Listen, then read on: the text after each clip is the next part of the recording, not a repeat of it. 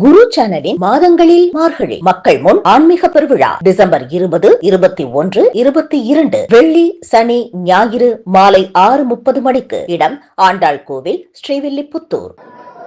இந்து சமய அறநிலைத்துறையில் பல்வேறு முனைப்பான திட்டங்களை செயல்படுத்தியதன் வாயிலாக திருக்கோயிலுடைய பக்தர்களுடைய அடிப்படை தேவைகளை நிறைவேற்றுவது, திருக்கோயில்களுக்கு தேவையான திருப்பணிகளை மேற்கொண்டு ஆகம விதிகளின்படி குடமுழுக்கு நடத்துவது, திருக்கோயிலுடைய திருக்குளங்கள், திருக்கோயிலுடைய திருவிழாக்கள், திருத்தேர்கள், முடிக்காணிக்கை மண்டபங்கள், விருந்து மண்டபங்கள், பக்தர்கள் தங்கும் விடுதி போன்ற பக்தர்களின் தேவைகளை அனைத்தையும் உணர்ந்து பல்வேறு வளர்ச்சி திட்ட பணிகளை மேற்கொள்கின்ற அதே நேரத்தில்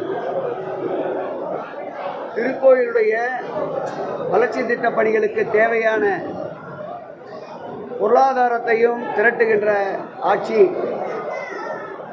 திராவிட மாடல் ஆட்சி என்றால் அது மிகையாகாது.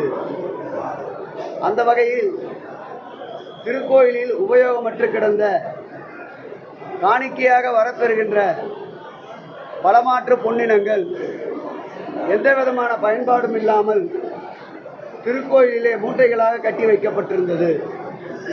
இது மாண்புமிகு தமிழக முதல்வர் அவர்கள் அறநிலையத்துறையினுடைய ஆய்வுக் கூட்டத்தில் இந்த நகைகளை திருக்கோயிலுடைய வருமானத்திற்கு கொண்டு வர வேண்டும் என்று உத்தரவிட்டதன் அடிப்படையில் முதல் கட்டமாக 10 திருக்கோயிலுடைய பலமாற்று பொன்னினங்களை அறக்கு பிரித்து, சேதாரங்களை பிரித்து கணக்கெடுக்கின்ற பணிகள் தொடங்க வேண்டும் என்பதற்காக தமிழகத்திலே இருக்கின்ற ஒட்டுமொத்த தமிழ்நாட்டினுடைய 3 பகுதிகளாக பிரித்து, அதில் ஒரு பகுதிக்கு நம்முடைய உச்சநீதிமன்ற நீதிபதி ராஜு அவர்கள் தலைமையிலே ஒரு குழுவும், மற்றொரு பகுதிக்கு நம்முடைய அருகிலே அமர்ந்திருக்கின்ற மதிப்பிற்குரிய உயர்நீதிமன்ற நீதிபதி அம்மா மாலா அவர்கள் தலைமையிலே ஒரு குழுவும், மற்றொரு குழு ரவிச்சந்திர பாபு அவர்கள் தலைமையில் ஒரு குழு என்று 3 குழுக்களாக பிரிக்கப்பட்டது.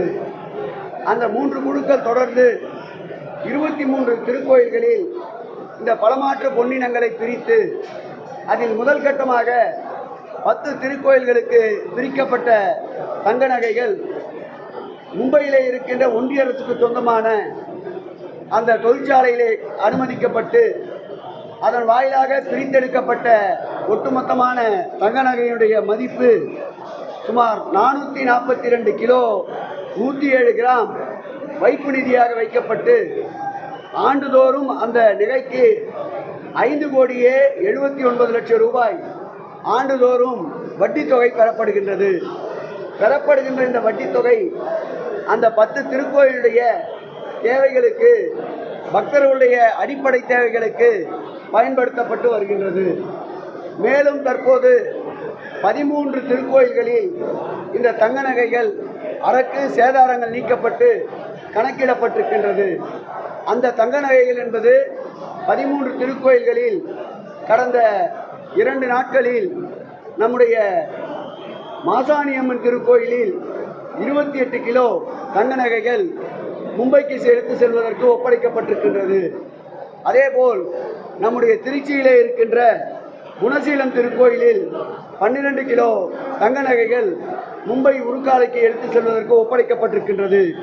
இன்றைக்கு புகழ்பெற்ற அருள்மிகு பழனி திருக்கோயிலில் சுமார் 192 கிலோ எடையுள்ள 984 கிராம் 400 மில்லிகிராம் எடையுள்ள இந்த தங்க நகைகளை நம்முடைய இந்த மாவட்டத்துடைய அமைச்சர் அன்பிற்கினிய அருமையண்ணன் ஐ பெரியசாமி அவர்களும், நம்முடைய இந்த மாவட்டத்துடைய அமைச்சர் அருமையண்ணன் சக்கரபாணி அவர்கள் முன்னிலையிலேயும், சட்டமன்ற உறுப்பினர் செந்தில் அவர்கள் முன்னிலையிலேயும், நம்முடைய துறையுடைய செயலாளர் அன்பிற்கினிய சந்திரமோகன் அவர்களுடைய முன்னிலையிலேயும், துறையுடைய ஆணையாளர் ஸ்ரீதர் அவர்களும், துறையுடைய கூடுதல் ஆணையாளர் சுகுமார் அவர்களும், துறையினுடைய கூடுதல் ஆணையாளர் திருமகள் அவர்களும், நகை சரிபார்ப்பினுடைய இணை ஆணையாளர் மங்கையர்கரசி மற்றும் வான்மதி அவர்கள் முன்னிலையிலேயும் இந்த திருக்கோயிலுடைய கூடுதல் இணை ஆணையாளர் அன்பிற்கினிய மாரிமுத்து அவர்களும் இந்த ரீஜனுடைய இணை ஆணையாளர் கார்த்திக் அவர்கள் முன்னிலையிலும் அன்பிற்கினிய அருமை நீதியரசர் மாலா அவர்களுடைய இடைவிடாத முயற்சியின் காரணமாக இந்த நகைகளும் இன்றைக்கு மும்பைக்கு உருக்காலைக்கு பாரத ஸ்டேட் வங்கியின் மூலமாக எடுத்துச் செல்லப்பட இருக்கின்றது. இந்த ஆண்டு இறுதிக்குள்ளாக ஒட்டுமொத்தமாக 1000 கிலோ எடையுள்ள இந்த நகைகள் உருக்கப்பட்டு வைப்பு நிதியாக வைக்கப்பட உள்ளது.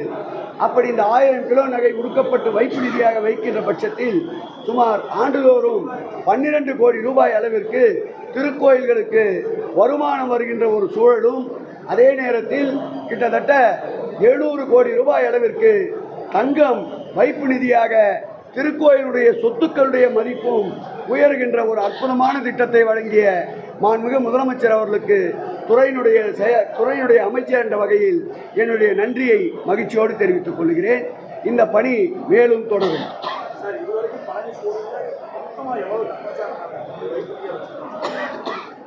இதுவரையில் வந்தது ஏற்கனவே வைப்பு நிதியில் வைக்கப்பட்டிருக்கின்றது.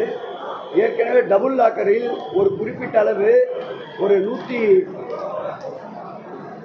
191 கிலோ தங்கம் ஏற்கனவே 2007ஆம் ஆண்டு இந்தியன் ஓவர்சீஸ் வங்கியில் முதலீடு செய்யப்பட்டிருக்கின்றது. அதிலிருந்து ஆண்டுதோறும் 1,38,00,000 ரூபாய் வருமானமாக பெறப்பட்டு வருகின்றது.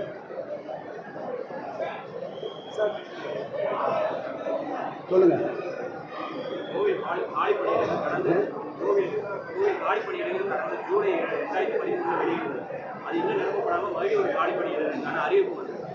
ஏற்கனவே காலி பணியிடங்கள் அறிவிக்கப்பட்டிருந்த நிலையில் கூடுதலான காலி பணியிடங்கள் தேவைப்படுகின்ற பட்சத்தில் அனைத்தையும் ஒரே முறையாக நேர்முக தேர்வு நடத்தி நிரப்பிடலாம் என்று அறங்காவலர் குழு தீர்மானத்தின் அடிப்படையில் தற்போது காலியிட பணியிடங்களை நிரப்புவதற்குண்டான நேர்முக தேர்வுக்கு விண்ணப்பங்கள் வரவேற்கப்பட்டிருக்கின்றன. முறையாக விண்ணப்பங்கள் வரப்பெற்ற பிறகு அவைகள் முறையாக ஆய்வு செய்து நேர்காணல் நடத்தப்பட்டு முறையாக தகுதியுடையவர்களை எந்த விதமான சிபாரிசும் எந்த விதமான தவறும் நடக்காத வண்ணம் தேர்வு செய்யும்படி மாண்புமிகு தமிழக முதல்வர் உத்தரவிட்டிருக்கின்றார். மார்ச் அல்லது ஏப்ரல் மாதத்திற்குள் இந்த பணியிடங்கள் நிரப்புகின்ற பணி துரிதப்படுத்தப்படும்.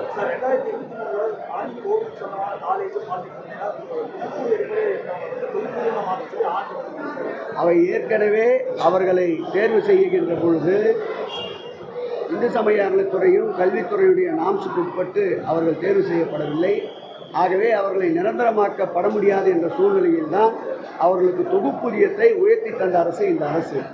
8,000 ரூபாய் என்று இருந்ததை 15,000 ரூபாய் அளவிற்கும், 15,000 ரூபாய் என்று இருந்ததை 25,000 ரூபாய் என்ற அளவிற்கும் தொகுப்பூதியத்தை உயர்த்தி தந்த அரசு இந்த அரசு. ஆகவே சட்டத்தில் இடம் இருந்தால் நிச்சயம் மாண்புமிகு தமிழக முதல்வருக்கு மனம் உண்டு. சட்டத்தில் இடமில்லாததால் தொகுப்பூதியத்தை உயர்த்தி கொடுத்திருக்கிறது.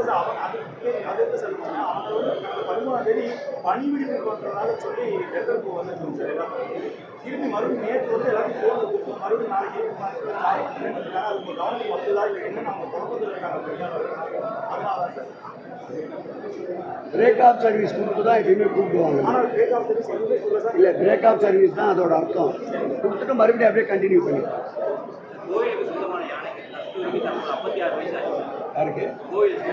திருக்கோயில் யானைகளை பொறுத்தளவில் யானைகளுக்கு வயது வரம்பு என்பது 80 வயது வரையில் உயிர் வாழக்கூடிய யானைகள் இருக்கின்றது. அப்படி வயது முதிர்ந்த யானைகளுக்கு உடனடியாக தேவையான மருத்துவ வசதி கால்நடைத்துறையின் வாயிலாகவும் அதேபோல் நம்முடைய ஃபாரஸ்ட் டிபார்ட்மெண்ட்டின் வாயிலாகவும் தேவையான அளவு மருத்துவ பரிசோதனை மேற்கொள்ளப்பட்டு தகுந்த சிகிச்சையும் தகுந்த உணவு கட்டுப்பாடும் தேவைப்படுகின்ற மருந்து மாத்திரைகளும் வழங்கப்பட்டு வருகின்றன. அனைத்து கோயில் யானைகளும் 26 திருக்கோயில்களில் 28 யானைகளும் நல்ல முறையில் பராமரிக்க வேண்டிய அனைத்து நடவடிக்கைகளும் மாண்புமிகு தமிழக முதல்வர் உத்தரவுப்படி எடுக்கப்பட்டு வருகின்றது. இந்திய வனத்துறை பாதுகாப்பு சட்டத்தின்படி புதிதாக யானைகளை வாங்குவதற்கு சட்டத்தில் இடம் இல்லை. யாராவது முறையான அனைத்து அனுமதியும் பெற்று அவர்கள் சொந்த பராமரிப்பிலே யானைகளை வளர்த்து வந்தால் அவைகளை திருக்கோயிலுக்கு தந்தால் திருக்கோயில் ஏற்றுக்கொள்வதற்கு தயாராக இருக்கின்றது. அப்படி யாராவது முன்வரும் பட்சத்தில் நிச்சயமாக யானைகள் இல்லாத திருக்கோயில்களுக்கு அந்த யானைகளை ஏற்றுக்கொள்ளும். நிச்சயமாக அதுக்குண்டான ஆய்வுப் பணிகள் நடைபெற்றுக் கொண்டிருக்கின்றது.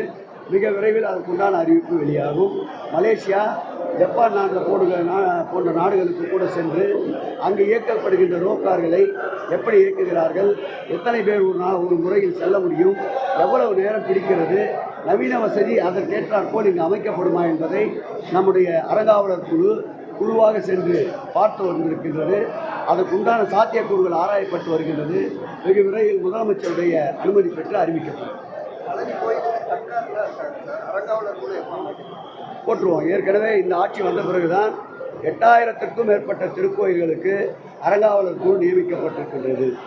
ஒரு சில சிறிய கோயில்களுக்கு அறங்காவலர் குழுவுக்குண்டான அறிவிப்பு கொடுத்தும் விண்ணப்பங்கள் வரவேற்கப்படவில்லை, விண்ணப்பங்கள் வரவில்லை. ஆகவே விண்ணப்பங்கள் வர அறங்காவலர் குழுவை நியமிப்பதில் இந்த ஆட்சி பொறுப்பேற்ற பிறகுதான் 38 மாவட்டங்களுக்கு மாவட்ட அறங்காவலர் குழுக்களை நியமித்திருக்கின்றது. இந்த ஆட்சி ஏற்பட்ட பிறகுதான் 8400 திருக்கோயில்களுக்கு அறங்காவலர் குழுக்களை நியமித்திருக்கின்றோம். தொடர்ந்து அந்த பணிகள் நடந்து வருகின்றன. பழனி திருக்கோயில்களுக்கு கூட ஒரு வார காலத்திற்குள்ளாக அறங்காவலர்கள் நியமிக்கப்படுவார்கள்.